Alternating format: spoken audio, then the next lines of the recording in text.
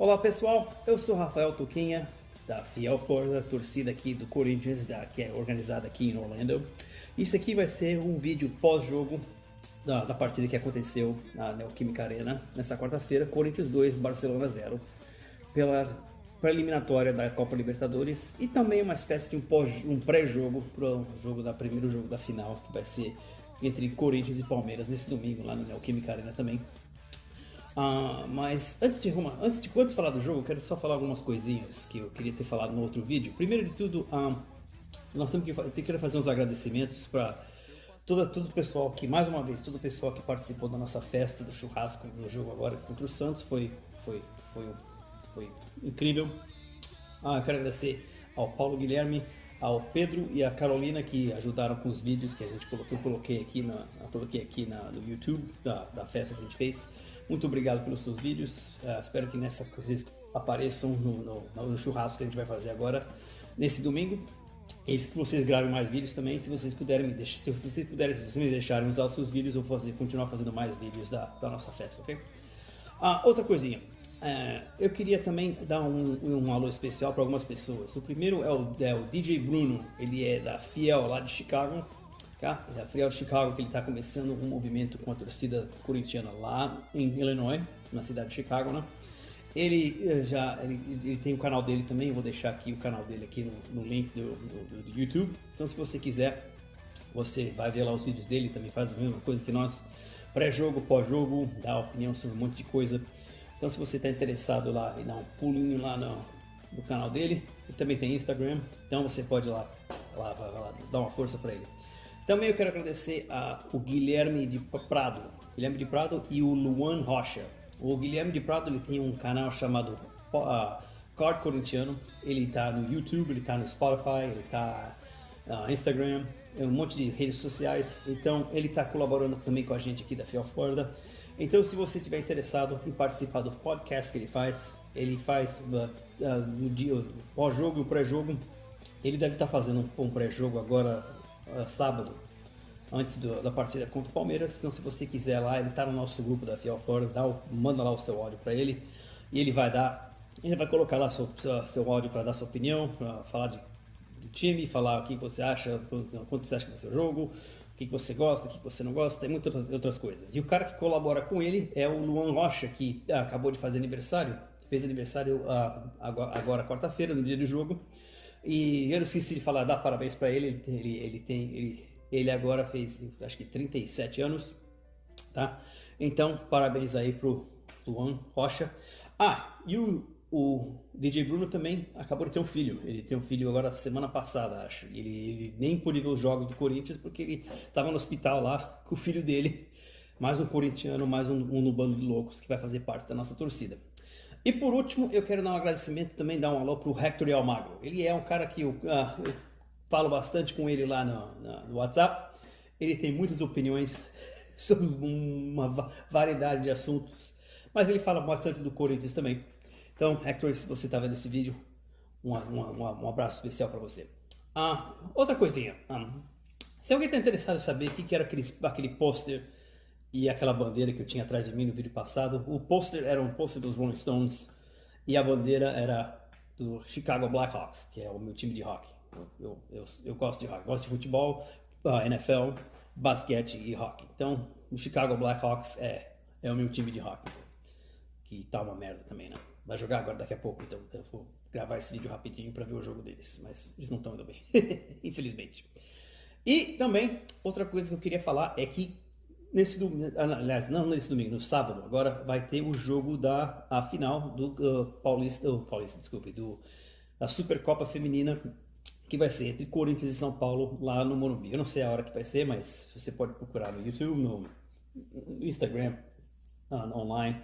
Acho que é 4h30 horário lá de São Paulo. No jogo, a segunda domingo agora, antes da nossa festa, a gente estava vendo o jogo que o Corinthians ganhou de 3-0 do Grêmio e classificou para a final. Que parabéns para as meninas do Corinthians, que pelo menos elas não dão tanta dor de cabeça para o torcedor do Corinthians, porque eles estão sempre ganhando. Elas estão sempre ganhando um troféu. Já até perdi a conta do que elas ganharam, de tanto que elas ganham. Bom, vamos falar do jogo então? Foi lá, como eu falei, Corinthians 2, Barcelona do Equador 0. Infelizmente o Corinthians está eliminado da Copa Libertadores, mas a gente sabia que ia ser um jogo difícil. A gente sabia que o Corinthians tinha uma tarefa muito grande, que era devolver os 3-0 que ele tomou lá no Equador. Mas, por outro lado, eu posso dizer uma coisa, que o jogo lá do Equador foi um dos piores, provavelmente foi o pior do ano até agora. Eu posso dizer que eu acho que esse jogo que a gente jogou de volta foi um dos melhores que o Corinthians fez até agora. Porque o Corinthians foi atrás do resultado desde o primeiro minuto. O Corinthians não largou, o Corinthians foi para cima, o Corinthians sabia o que tinha que fazer, tinha que ganhar, estava com disposição. Eu acho mesmo que faltou um pouco de sorte e um pouco de tempo. Mas a gente tem que aprender uma lição. O Corinthians tem que aprender uma lição, que é não dar vexame como deu vexame dessa vez e apanhar de 3-0 para um time do Equador. Ou não um time do Barcelona do Equador. Não apanhar de 3-0 para ninguém, mas apanhar de 3-0 para um time que tem um técnico que se veste como garçom do Marrom Glacé é uma vergonha histórica. É vexatório isso aí. É uma catástrofe, ok? Marrom Glacé era uma novela da TV Globo que falava de garçom, se você não tem a menor ideia do que eu tô falando, mas de qualquer forma. Hoje ele tava, nesse jogo ele estava mais bonito, ele estava vestido de gerente de hotel, mas mesmo assim é uma vergonha perder para um time desse, tá? Não me interessa que é o Barcelona, que é um time grande do Equador, não, o Barcelona não é um time grande, não é time do Equador para mim não quer dizer nada, cara. Equador para mim quem é o Equador na fila do pão, tá? Vou arrumar aqui a touca para ficar um pouco melhor, senão fica comendo meus olhos. Então, como eu estava falando, quem é o Barcelona na fila do pão? Tá, o Barcelona vai entrar na Copa da Libertadores, não vai ser campeão. Tá lá só para tapar buraco, tá? Tá certo que é um time que já eliminou o Porco uma vez. Então tem uma certa história, mas não deixa de ser vexatório perder para esse time. Agora tem o seguinte, deixa eu ver aqui, como eu vou falar isso aí. Tem pontos positivos, como eu estava falando. Eu acho que o ponto mais positivo disso aí é saber que o Corinthians realmente jogou muito melhor e é capaz de fazer bons jogos. Esse é o primeiro, é o primeiro ponto. Porque o Corinthians precisando do resultado, sabia, foi lá atrás, não jogou da forma que tinha vindo jogando nas últimas semanas, que era aquele time apático, time lento, que parecia que não conseguia controlar resultado e tomava gol estúpido. Tá certo que dessa vez não tomou gol, provavelmente porque o Barcelona sabia que não precisava fazer muita coisa, que precisava simplesmente segurar o resultado, que ia classificar do mesmo jeito. Mas da mesma forma, o Corinthians foi lá e fez 2 gols neles e revelou que esse time realmente não é ninguém. Esse time é um time covarde, um time sem estratégia. Então, se o Corinthians tivesse feito a lição de casa, ou a lição fora de casa, eu devia dizer, e ganhar 1-0, ou pelo menos empatar o jogo lá, essa classificação teria sido bem mais fácil. Bom, nem teria classificado, né? Se tivesse, mas jogou do jeito que jogou contra aquele outro timeco lá da Venezuela, por isso que a Pan de 3-0 tentou fazer alguma coisa aqui e ganhou, mas não classificou. Foi aquele negócio de muito pouco, muito tarde. Mas eu acho que se o Corinthians entrar com essa determinação que jogou essa partida, o Corinthians tem muita boa chance de ganhar o jogo contra o Porco no domingo e possivelmente ser campeão paulista. Eu acho que o Carille foi o melhor jogador do time. Eu acho que o Carille, para mim, é indispensável. Ele tem que ser titular em praticamente todos os jogos. Eu acho que o Romero foi bem. Foi uma substituição que eu acho que deu muito certo. Eu sei que, embora tenha sido um pouco cedo, o Garro parece que ainda não entrou em 2025, ainda está em 2024. Algumas pessoas falam que não entendem por que ele está tão lento, talvez ele esteja abalado por causa do acidente que ele teve, blá blá blá. E tem gente que já está até falando que ele agora é um Fausto Vera. O que eu acho ridículo falar isso aí dele, porque o Fausto Vera não chega nem perto dele. O Fausto Vera, eu acho que fez uma boa partida, que eu me lembre, nem sei com quem foi. Mas jogou bem um jogo e depois não fez mais nada. E também tem, quem mais? Memphis Depay, que parece que também não chegou em 2025. Quer dizer, ele parece que depois que ele foi dar e de balada lá com o Neymar, ele nunca mais foi o mesmo. Então, eu acho que o Rodrigo Galo jogou um pouco melhor do que estava vindo jogando. O Depay ainda não engatou nesse ano. Mas eu continuo, vamos esperar que agora que os jogos vão ser mais difíceis, que é porque agora, de agora em diante a gente vai ter a final do Campeonato Paulista, as duas finais, o Brasileirão vai começar e também vai ter a Sul-Americana, que o Corinthians, que como não foi para Libertadores, mas tinha passado da primeira fase da pré-eliminatória, acabou sendo classificado para a Sul-Americana. O Yuri Alberto, por outro lado, eu acho que, eu não vou falar que ele jogou bem, mas eu também não vou falar que ele jogou mal. Tá? Não vou falar que ele jogou mal, eu acho que as chances para ele não aconteceram se ele tivesse, se ele tivesse conectado, se ele tivesse recebido as bolas, recebido os passes na hora certa, eu acho que ele teria feito pelo menos um gol. Eu acho que, para falar a verdade, acho que o Corinthians teria ganhado de 3, 4 a 0 desse time se tivesse mais 15 minutos. Mas, infelizmente, foram só 90 minutos. E nos 90 minutos não deu para empatar o jogo, para levar pelo menos para os pênaltis. Então, eu não acho que esse resultado não é o resultado que a gente queria, mas eu acho que a gente pode ter um pouco de, eu não vou falar orgulho, mas a gente pode estar um pouco mesmo, não dói tanto, entendeu? Porque a gente já sabia que era um resultado difícil, porque o Corinthians tinha que ganhar, de fazer 3 gols para levar para os pênaltis e tinha que fazer 4, pelo menos 4, para se classificar sem precisar fazer mais nada. E estava muito difícil, e eu acho que o Ramon Dias implementou na cabeça da equipe que o jogo era importante, que tinha que fazer de tudo para conseguir essa classificação de qualquer forma. Deixa eu arrumar o Google aqui de novo. Okay, acho que agora vai ficar quieto, espero. Bom, o Corinthians indo para a Sul-Americana, eu também não acho tão ruim, tá? Porque, vamos olhar bem, a Sul-Americana não é a Libertadores, claro. Tem gente que fala que a Sul-Americana é a Série B da Libertadores. Eu não acho isso. Eu acho que nos últimos anos a Sul-Americana tem se tornado um torneio importante. Principalmente porque o Corinthians faz parte tem jogado a Sul-Americana nos últimos anos. Eu acho que a Sul-Americana ganhou um nível mais alto porque o Corinthians está jogando. Se fosse só o Fluminense, o Atlético Mineiro, o Cruzeiro, ninguém ia estar prestando tanta atenção nessa Sul-Americana quanto estão prestando atenção agora que o Corinthians está jogando, tá? Então eu não acho realmente uma vergonha jogar a Sul-Americana. Por quê? Porque a Sul-Americana, se você é campeão da Sul-Americana, por alguns motivos. Vamos começar. Primeiro, é um torneio internacional. Segundo, é uma chance de taça. Terceiro, é uma chance de ir para ganhar outra taça com a Recopa. E quarto, ganhando com a Sul-Americana, você pode ir diretamente para a Libertadores. Então, tem muitas vantagens de jogar a Sul-Americana. E outra coisa, você deve estar ouvindo, você que está vendo esse vídeo, se está no Brasil, ou conhece algum amigo seu que está falando aquela velha história. O Corinthians não tem tradição na Libertadores. Vamos um pouco devagar, ok? Tá, ok. Tá certo que o Corinthians realmente, ele peca muito nessa competição. Porque quando ele não é eliminado na pré-Libertadores, ele geralmente, especialmente depois de 2012, ele não passa das oitavas. Ele passou das oitavas somente uma vez, que foi lá em 2022, a gente foi eliminado pelo Flamengo. Mas a gente ficou sendo eliminado nas oitavas de final praticamente todo um ano que a gente ia para Libertadores.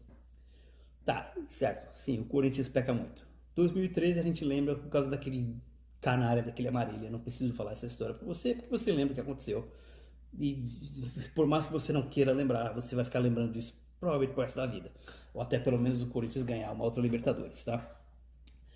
Mas, vamos olhar bem, ok? Alguém pode falar que o Corinthians não tem tradição na Libertadores quando ele já foi campeão? E já foi campeão invicto? Olha bem, tá? Isso é coisa muito de Sormani, Milton Neves, Mauro César, Renato Maurício Prado que fala essa bosta, tá? Por quê? Vamos olhar bem os campeões da Libertadores, tá? Ok. O Corinthians tem uma. O maior campeão da Libertadores, que é o Independiente, ok? Ele tem 7. Mas ele não é campeão da Libertadores desde 1984. E o Independiente, junto com o Boca Juniors e o Peñarol e os outros times da Argentina e do Uruguai, eles ganhavam muito a Libertadores lá quando a Libertadores começou lá nos anos 60, numa época que era dominada pelos argentinos e pelos uruguaios. Os times brasileiros não prestavam muita atenção na Libertadores. Eles começaram a prestar atenção realmente nos anos 90, quando o São Paulo lá foi bicampeão. Nem quando o Grêmio ou o Flamengo, quando eles ganharam a Libertadores, a gente estava prestando atenção um pouco, mas não estava dando tanta importância agora como dá, tanta importância como dá agora. Porque agora virou uma obsessão ganhar essa porra dessa taça, tá?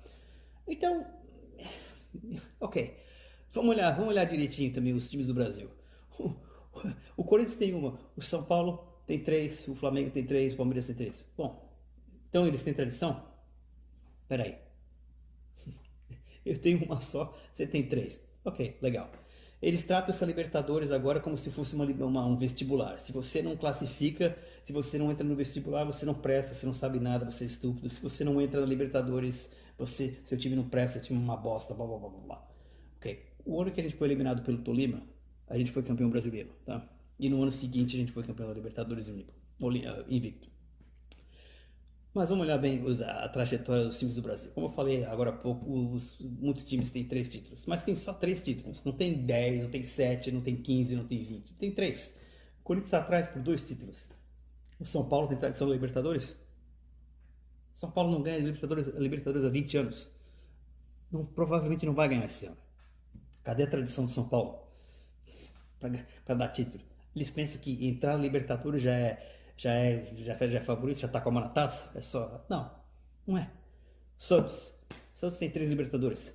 Santos ficou quase 50 anos sem a Libertadores. 50, 48 anos ficaram, quase 50, tá? Depois, quando ganharam a Libertadores, o que fizeram? Fizeram aquele papelão lá na frente do Barcelona que o mundo inteiro viu e deu risada, provando que o futebol da América Latina não está nem perto do futebol da Europa. Ok? Flamengo e Palmeiras tem 3. Okay? Mas começaram a construir essa tradição agora. Não tem essa tradição faz tempo. Vamos lembrar que quando o Corinthians ganhou a primeira Libertadores, o Flamengo e o Palmeiras também só tinham uma. Começaram a construir agora. O Flamengo ficou quase 40 anos sem ganhar a Libertadores, o Palmeiras ficou quase mais de 20. Então, não compra essa palhaçada de o Corinthians não tem tradição, o Corinthians é alérgico a Libertadores, não sei o que, não sei o que. O Corinthians acha que o Corinthians está sofrendo uma maldição. Porque quando o Corinthians foi campeão, o Corinthians foi campeão invicto e depois o Corinthians decaiu. O futebol do Corinthians decaiu um pouco, a administração do Corinthians decaiu bastante. Eu acho que isso que é o maior culpado do Corinthians não dá tanto certo na Libertadores quanto os seus times. Não ir tão longe. Foi quando estava tendo um negócio, o estádio estava sendo construído. Depois teve a metade do time foi para a China. E isso realmente abalou o time. Mas acho que se a gente tiver, um dia que a gente tiver uma administração correta e tá com as dívidas em dia, que eu espero que isso seja pelo menos nos próximos 5 anos, o Corinthians vai engatar e vai ganhar a Libertadores. Eu acho que tem muita chance de ganhar essa Sul-Americana, porque os times que estão lá também não são tão fortes. Tem gente que está falando que vai ter o Fluminense, o Cruzeiro, o Atlético Mineiro, tá bom. Mas eu não acho nenhum desses times melhor que o Corinthians. Talvez o Atlético Mineiro um pouquinho só. Mas eu não acho que é tão forte assim para o Corinthians ficar com medo de jogar contra eles e pensar que não vai ser campeão. Ok? Vamos olhar uma outra coisa nesse negócio de tradição, que essa palhaçada que todo mundo fala, que tradição. Isso é coisa de torcedor anti-brasileiro que inventa essa porra, que pensa que ter tradição já faz que você é favorito, você já tá com a mão na taça porque você tem tradição numa competição. Olha a Copa do Mundo. Qual é a seleção que mais tem tradição na Copa do Mundo? Eu digo que é o Brasil, porque tem 5 títulos, né? Tá bom. A tradição da seleção brasileira tem ajudado alguma coisa nos últimos 20 anos? Não.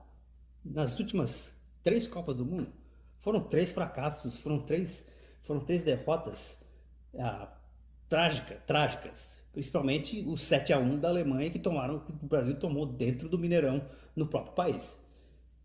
Onde estava a tradição do Brasil para ajudar tanto para o Brasil não tomar essa goleada que vai ficar na história do futebol brasileiro por uns próximos 50 anos. Depois disso, o que o Brasil fez? Perdeu uma Copa para a Bélgica e perdeu uma Copa para a Croácia, que não são ninguém no futebol mundial. com todo respeito às duas seleções, mas Bélgica nunca vai ser um Brasil, nunca vai ser uma Itália, uma Argentina, uma Alemanha e nem a Croácia. Então a tradição não ajuda porra nenhuma. Eu acabei de falar Alemanha, ok. A Alemanha tem tradição na Copa? Tem. As últimas duas Copas do Mundo não passou nem na fase dos grupos. A Itália também tem tradição na Copa e nem para as duas últimas Copas foi. Então se alguém vai falar que fala pra você essa palhaçada de tradição, fala que dá um tempinho com esse negócio de tradição, que essa história não é tão correta desse jeito, ok? Tá? Bom, agora a gente vai se preparar para o jogo contra... Vamos voltar a falar do jogo agora, do jogo contra o Palmeiras. Vai ser o jogo agora às 5h30 da tarde aqui, nosso horário aqui de Orlando, né? A gente vai ter uma grande festa, vai ter um grande churrasco de novo lá no nosso pub, que eu vou dar o endereço aqui, né? E vou botar o pôster aqui também, para vocês verem. Já tá no Instagram, já tá no WhatsApp, e vocês podem ir lá ver lá o endereço e participar da nossa festa. Vai ser um grande churrasco, a gente vai esperar trazer muitos torcedores, como foi da última vez. E vamos ver e eu acho realmente que o Corinthians tem chance de ganhar do Porco, porque se o Corinthians jogar como jogou essa partida contra o Barcelona e o Palmeiras jogar do jeito que jogou contra o São Paulo, esse jogo vai ser muito difícil para o Palmeiras. Isso me traz uma outra coisa. Se algum torcedor rival tá tirando sarro de você porque o Corinthians caiu fora da Libertadores, não precisa se preocupar, que ninguém vai falar muita coisa para você, ok? Tá? Torcedor do Santos vai falar alguma coisa? Não. O Santos acabou de perder do Corinthians 2-1. São Paulino vai falar alguma coisa? Não vai. São Paulino ainda tá puto por causa da partida que perdeu aquele pênalti escandaloso pra porcada. Que foi um pênalti, eu não sei onde esse cara viu, que era um pênalti. Nem pro VAR esse cara foi, nem o VAR chamou, mas jogar contra a porcada no estádio deles, a gente sabe que é jogar contra 12. Porque o juiz dá sempre aquela judia, é sempre o pênalti pra eles. E dá 48 minutos de acréscimo até eles fazerem gol. O jogo só acaba quando o Palmeiras faz gol. Isso tem sido pelo menos assim nos últimos anos. E o próprio palmeirense não vai falar muita coisa, porque eu garanto para você que até o apito final do jogo que teve contra o Barcelona, ele estava com o cu na mão, pensando que o Corinthians ia fazer o terceiro gol e possivelmente ia para os pênaltis, ia por isso se classificar. Ok? Bom, é isso aí. Eu espero que você apareça lá no nosso churrasco. Vai começar às 3h30, o horário aqui de Orlando, tá? E o jogo vai ser às 5h30 da tarde. E a gente espera bastante gente. E depois, eu vou tentar fazer um pós-jogo. Eu tentei fazer um pós-jogo depois da partida, mas ainda estou no canal aqui. Você está vendo que eu estou em vários setores da minha casa. Eu quero achar um lugar legal, sem barulho, quieto, para poder fazer o vídeo. Bom, eu espero que você tenha gostado. Deixa o seu like e assine aqui o nosso canal. E a gente espera ver você no domingo, começando às 3h30. Falou? Então é isso aí. Eu sou o Rafael Toquinha. Valeu, é nóis e vai Corinthians!